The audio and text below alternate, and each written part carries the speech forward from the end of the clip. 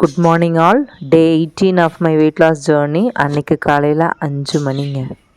Morning 8 walk முடித்து dress wash பண்ணிவிட்டு கீழே வந்து ஹாட் வாட்டர், அதுக்கப்புறம் வந்து கறி லீவ்ஸ் சாப்பிட்டாச்சு.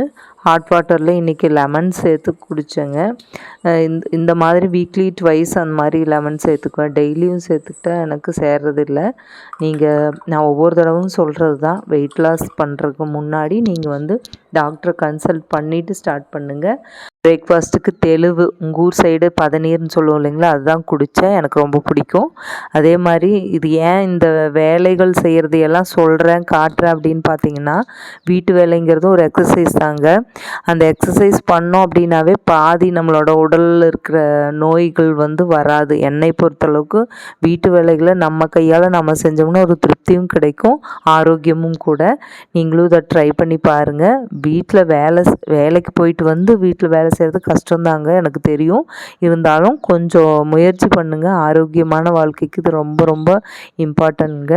நெக்ஸ்ட்டு வந்து பார்த்திங்கன்னா, மதியம் வந்து ஏபிசி ஜூஸ் குடித்தேன். கூடவே வந்து கொஞ்சம் ரைஸ் எடுத்துக்கிட்டேன். அது வீடியோ எடுக்க முடியலைங்க. நைட்டு வந்து பீட்ரூட் ஜூஸ் குடித்தேன். நைட்டு ஜும்பா பண்ணிவிட்டு நைட் ட்ரிங்க் சீரகம் போட்ட கொதிக்க வச்ச தண்ணி குடித்தேங்க. குடிச்சிட்டு ஃப்ரெஷ்அப் ஆகிட்டு தூங்க போயிட்டேன். பாய். தேங்க்ஸ் ஃபார் வாட்சிங். நாளைக்கு இன்னொரு வீடியோவில் பார்க்கலாம். சப்ஸ்கிரைப் பண்ணுங்கள், லைக் பண்ணுங்கள், ஷேர் பண்ணுங்கள்.